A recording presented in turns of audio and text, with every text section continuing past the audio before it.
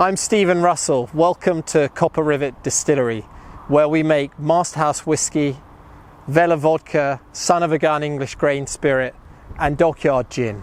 And today we're going to talk about gin.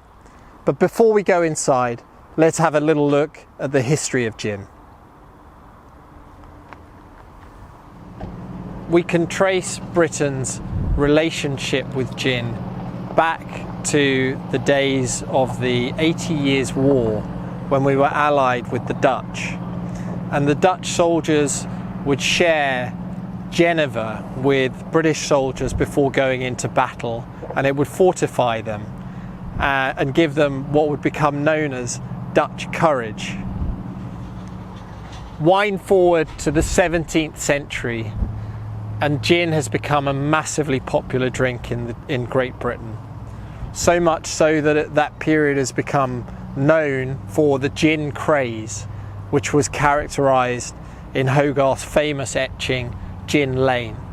Also at that time, Britain's relationship with the Dutch has soured, and in 1667, right here on the River Medway, just here, they successfully ransacked what is now the historic dockyard at Chatham and stole a load of ships in what for them now is known in Holland as their Trafalgar, a hugely important moment in their history.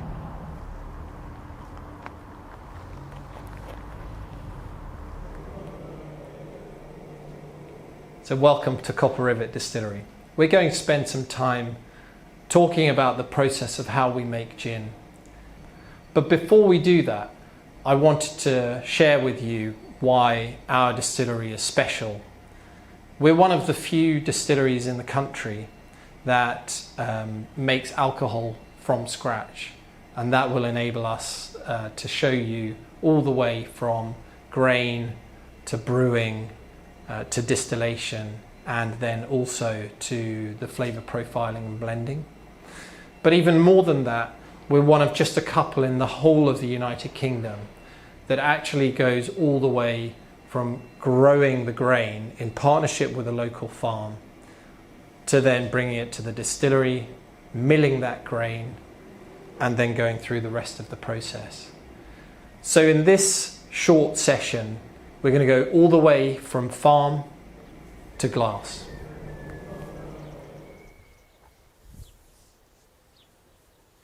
So to make gin, we need alcohol. And to make alcohol, we need sugar. We can get sugar from fruit, we can get it from potatoes, but almost all of the alcohol that gin is made from starts life as a cereal base.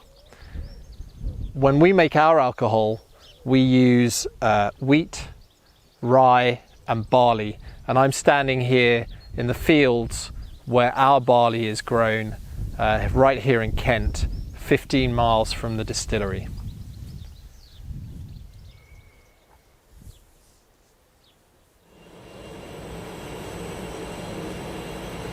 So we bring the grains to the distillery and we mill them here. We're milling barley, rye and wheat, and we're going to mill them into a grist, and we do it ourselves here at the distillery because we want to get exactly the right surface area.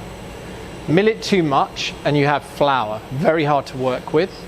Mill it too little and you have too little surface area. The grist will be too big, clumps of grist. So we want exactly the right surface area so that when we add the hot water in the mash tun, we're going to be able to extract the maximum amount of starch, and we're going to use that starch or sugar later for fermentation, and that makes it much more efficient. So we take 500 kilograms of our milled grain and we add it to the mash tun. And to the mash tun we add 2,000 litres of water. And what is happening in here is that hot water is extracting the starch from the grain. And as well as that, from our malted barley, it's taking enzymes. And it's later in the fermentation process that those enzymes are going to act and generate a delicious alcohol. So we're going to take our sugary water or wort from the mash tun and move it into the lauter tun. The Lauterton behaves like a giant sieve, effectively separating the sugary water from the damp, soggy grist or milled grains. The sugary water or wort is going to go to fermentation tanks for the fermentation that we'll talk about in a minute. And the grist, the soggy grist, is dried down. We store it through the summer and then we send it back to the farm so they can feed their cattle through the cold winter months.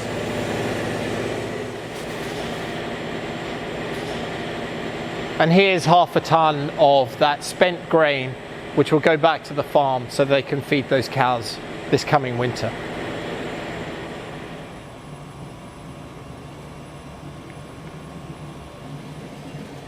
So we're at the fermentation stage of the overall process. And what does that mean? That means taking that sugary wort from the mashing and the lautering process and turning it into alcohol. We're going to do that by adding yeast. Now, almost every spirit that you see on any shelf anywhere or that you have ever experienced or drunk, the fermentation stage of the process is about 3 days. It takes 3 days to convert those sugars completely and into alcohol at 9% ABV. At this distillery, we do things a little bit differently. We leave the distiller's beer in those fermentation tanks for another 4 days. And what that's going to do is it's going to create secondary and even tertiary flavor profiles and effects, and it's going to smooth and mellow the whole of the distiller's beer, and we're going to get a really sweet, fruity beer that we can then convert into pure alcohol eventually, or almost pure, which we'll see later in distillation.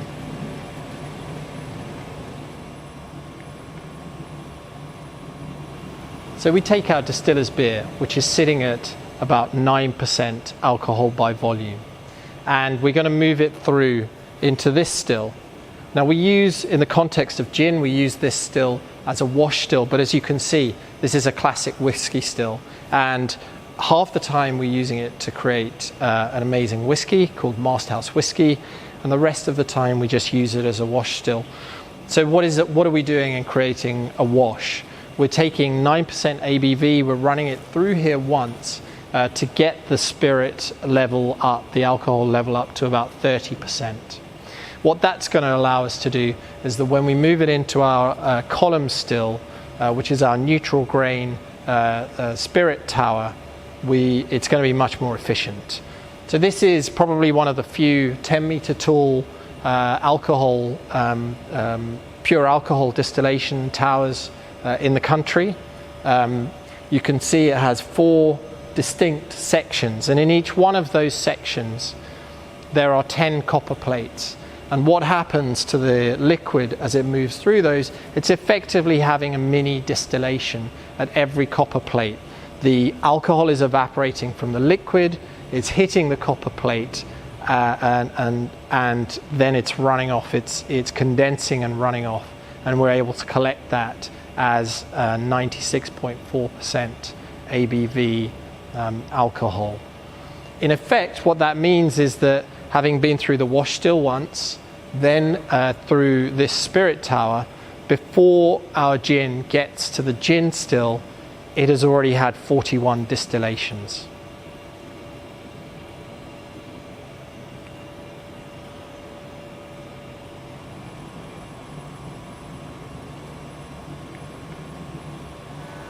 So now we need to turn our spirit, which is 96.4% ABV, into gin. And the way that we're going to do that is by infusing flavour into the spirit in a gin still. Now this gin still is unique. It's called the Bannock still. We have a patent on it. We designed it ourselves and had it manufactured locally by local craftsmen. And actually that's the case with all of our other stills and equipment as well. Why is this unique? Well, there are 2 ways you can infuse flavour into a spirit to make it gin. One of them is called maceration technique, and the other, which is also pretty well known, is called the infusion technique. there are various interesting intricacies and issues with both of those techniques. So with maceration, what does that mean? That means effectively throwing all of your botanicals into a chamber, into a pot, heating up your spirit, and then infusing the flavor from there, much as we do with a tea bag in a teapot. The problem with maceration, or one of the problems, is that you lose control of your botanicals. Some of them, at the bottom of your gin still, you will have a heat source, and some of your botanicals will interact with the spirit closer to the heat source and could get scalded. Some of them will interact further away, and they will be interacting differently. You have no control, and that's something that we wanted to fix. Another problem is that once you've finished with macerating your flavors into the spirit in the pot, you need to extract them and clean it out. And through that cleaning process, you have to be really, really careful that there are no residual elements that will then affect the flavor of your next gin distillation. So we have tried to solve for that.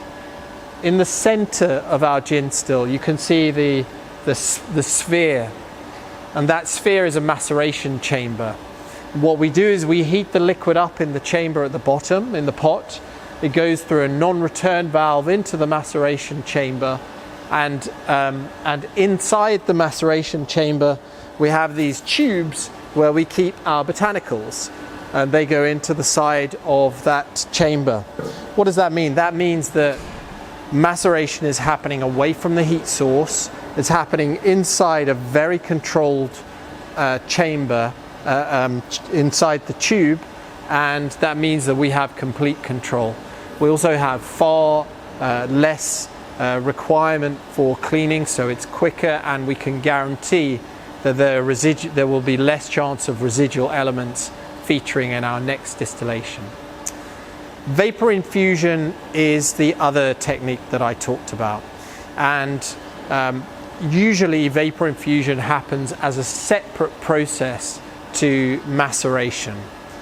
So you have two processes, and that's something that we sought to eliminate, and therefore on the top of our gin still you can see a basket shaped piece of copper, and that is our vapor infusion basket, and this just allows us to do maceration technique and vapor infusion technique all in one shot. So you will typically use a vapor infusion for more delicate flavored botanicals, or more delicate botanicals in general in their sensitivity to everything, and you'll typically use maceration technique for those more robust botanicals. So now I'm going to hand over to Abby Bannock, our head distiller, to talk about flavor profiling and how we make a really, really delicious gin.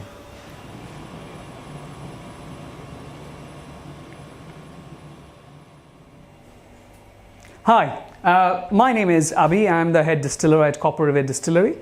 So I'm going to take you through the flavor development and our gin and the range of other products that we do from the flavor perspective, and how did we created them. So when we designed the distillery, we always wanted to be a grain to glass distillery. So we'll be making our own neutral alcohol, which is at 96%, using our 3 grains: wheat, rye and barley, and we make our malted barley from the barley itself. Now Stephen might have told you how we do the distillation, how we do the brewing most importantly, and how we do the fermentation. Now to get that flavor right of the neutral, what we had to really think about, that 2 products will be produced from that neutral. One is our vodka, another is our gin. So the gin is completely different flavor characteristics, isn't it? It's citrus, juniper, and our one is quite delicate, quite a bit of balance of spices, for example, sweet spices like cardamom. So the neutral flavor that we will be creating have to support that being the backbone of the gin, as well as we can produce our vodka, where we wanted to produce really soft sipping vodka with elements of vanilla, with a little bit of a spiciness from rye. So when we designed the recipe for our neutral, that was a big challenge to itself, because we couldn't do a lab scale distillation of neutral. So what we did actually, we first mill all the grains and made a dough out of it, like a bread, and we made a bread out of it to do the tasting. Which flavor elements that we quite like. They all will be bready, but what I mean is, like, one is wheat sweeter element, another is a bit nuttier because of the huge influence of barley and malted barley, and the rye, spiciness of the rye. So that's how we got to the flavor of the neutral. So once we actually decided which the grain bill will be for our neutral, once we had the neutral, we started doing scaling up of our gin. But then we spent 1 year before that developing the recipe of the gin. So after almost 40 development distillations, we come up with the recipe, and our recipe had 9 botanicals. So we actually approached the flavor creation like how a perfumist is going to do. So first what we did, we created a base flavor. So our base flavor, then we created a mid note and the top note. So we thought our base flavor, we wanted to have a flavor tie up where we'll have the citrus note, as well as we'll have a little bit of sweet spicy elements. So that's why our base we actually used using orange peel, very small quantity of orange peel, so that you don't understand what the citrus is there, but it's a sweet citrus. And then we have the angelica root to make it more sweeter, and then we have got the orris root. Now orris root is one of the very important botanical in gin industry, because almost everyone uses it, because how it does, it binds out the flavor. That's why it's the base material, as well as it creates a base note. The way we use it, we use a little bit more so that it gives a Parma violet element, because orris is the root of iris flower, so it has got the Parma violet element. So we also bring that out to make it a floral gin. So now that is the base, it's created. Now we're saying what is the heart of the gin is going to be. I mean, so what is the differentiating style of our gin will be. So we thought we'll have a sweet spicy style gin, but very delicate. So what we did, we have used cardamom, became the heart of our gin. So to a very delicate level, the cardamom brings in the sweet spiciness, and then we balance it up with the pepper note of grains of paradise. Now again, grains of paradise, if not much people know, but it comes from the ginger family. So it has got that really nice gingery element, but more of a Szechuan pepper element also it brings in, and it's aromatic, it's amazing. So that cardamom and grains of paradise bring the spicier note, a sweet spicy note, and we also use elderflower in our mid note, because it brings the floral note. But though another thing is, elderflower is I feel is the only flower out there which has got a spicy element, because if you try elderflower cordial or elderflower champagne, it has got the floral note as well as it has a spicy kick. That's why we wanted to use that, the only floral element, but which hide behind. So then we formed the mid note, quite sweet, floral, spicy. Then we thought, right, the top note, that is a very important note, because that's what brings you to the drink straight away when you sip, or when you have the first smell of it. So we created the top note. We always wanted to be considered as a classic gin and tonic gin. So we thought the top note is most importantly juniper, because it's a gin, but our juniper that we use has a spicier element to go along with grains of paradise, then cardamom. That's why. So that juniper is very bold, forward. Then we have coriander. We use English coriander. We've been trying using English coriander, and it's developing really well. It's woodier. And we have got the lemon peel. So this three forms the top note. So when you're smelling our gin, straight away you get, yes, it smells like gin and is very citrus. So what we have done, all these flavors are 9 botanicals. As I said, the top note, juniper, lemon peel, and coriander. When you smell it, it straight away comes the coriander note, okay, the juniper and the lemon peel. Though we wanted to create this gin as a classic gin and tonic gin, even then it is very soft. So I think we can also enjoy this as a martini as well. So let's have a sip.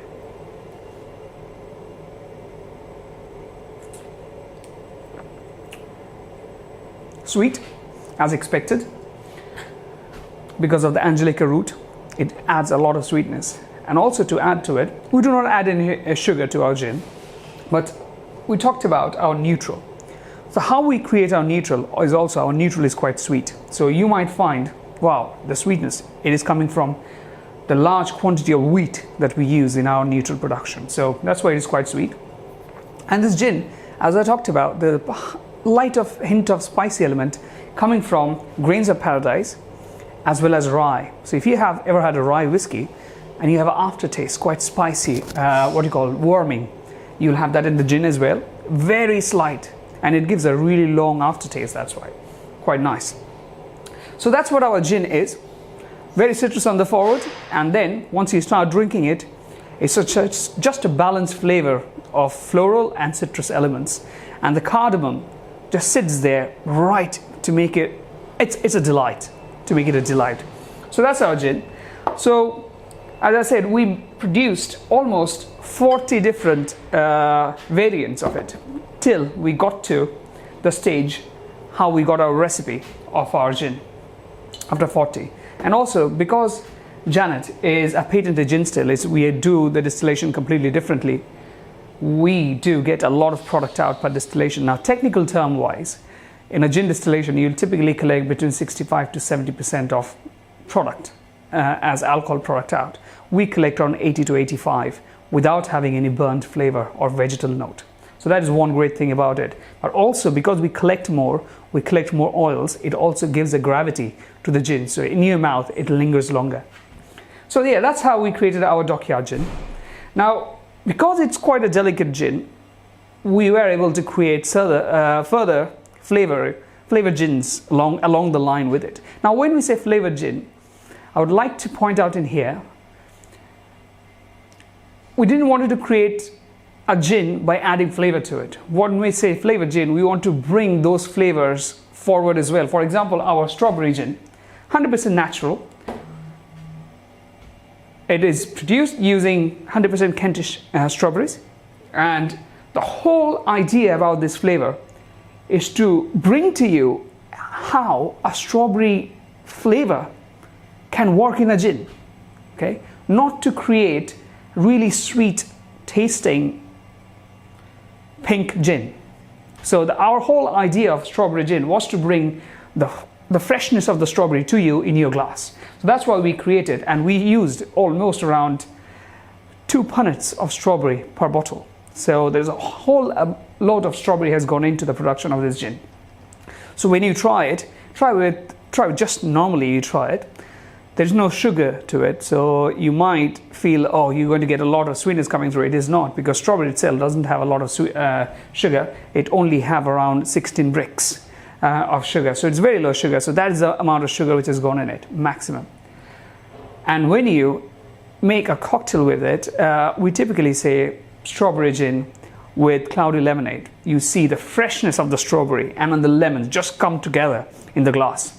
So the whole idea, as I say again, all of our product, the whole idea has always been to bring the flavor forward. So that's how the strawberry gin has been created.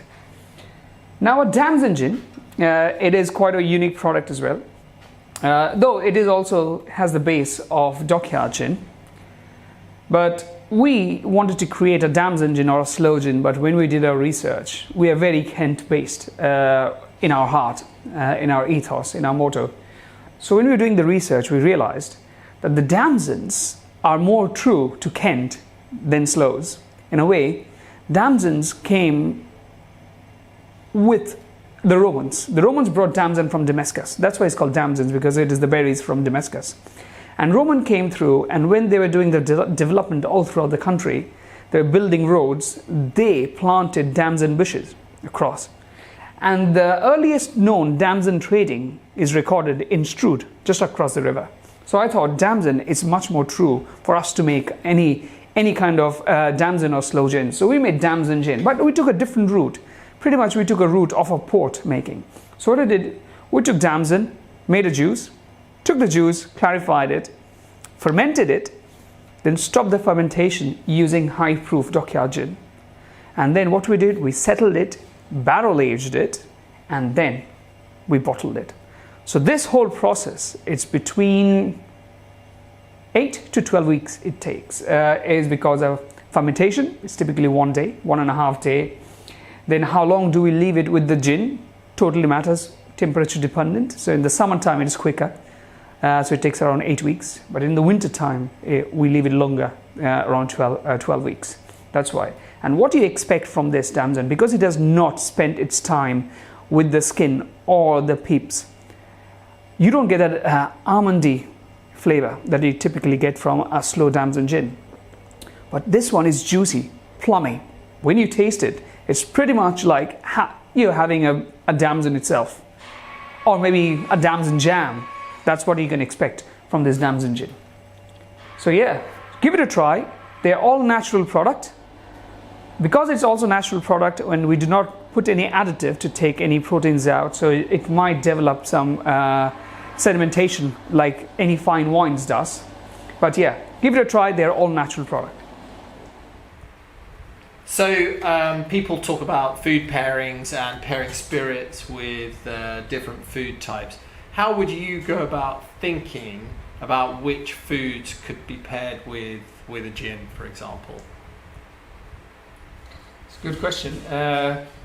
Well, whenever I have approached gin, I've only never been thinking about pairing it with food,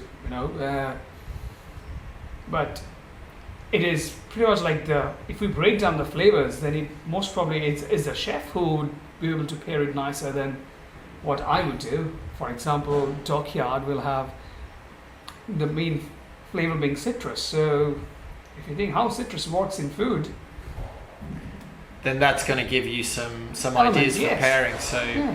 seafood is an obvious one to go with citrus flavors and so on Exactly, and so forth. yeah. But what other blocks of flavor jump out when we think about dockyard gin? Well, there's the spicy element in there as well.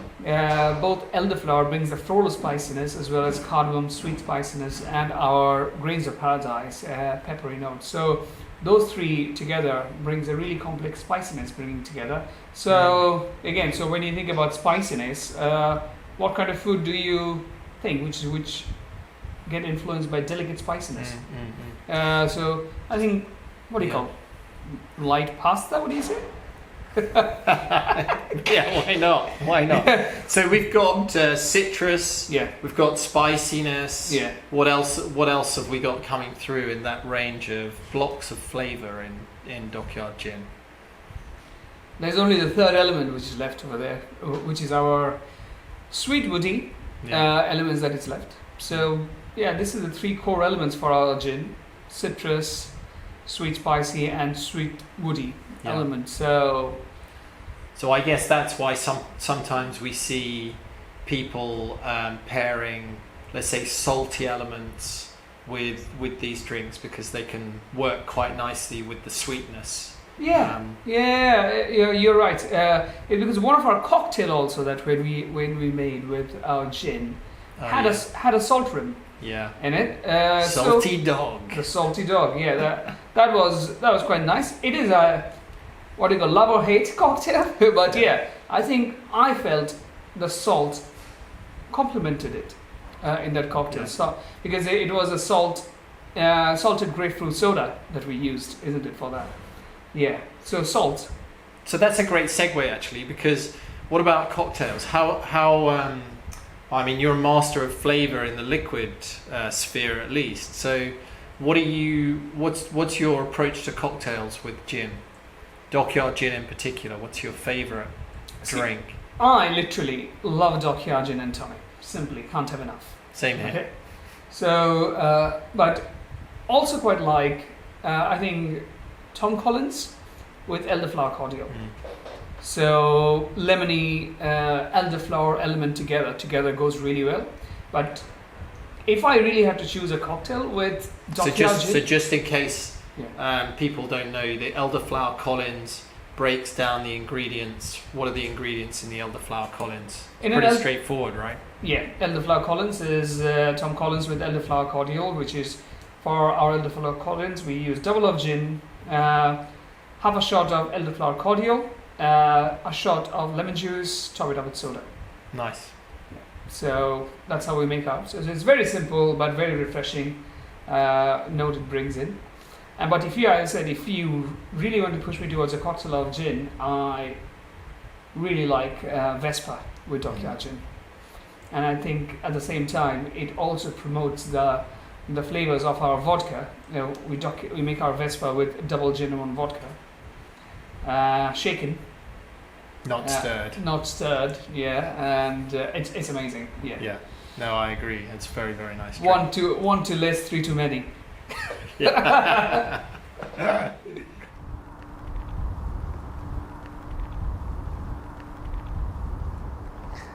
So I hope you found that informative, and maybe it filled in a few blanks about gin and the world of distilling and the processes that we run. I just want to say thank you very much for watching, and I hope we see you very soon in person here at Copper Rivet Distillery.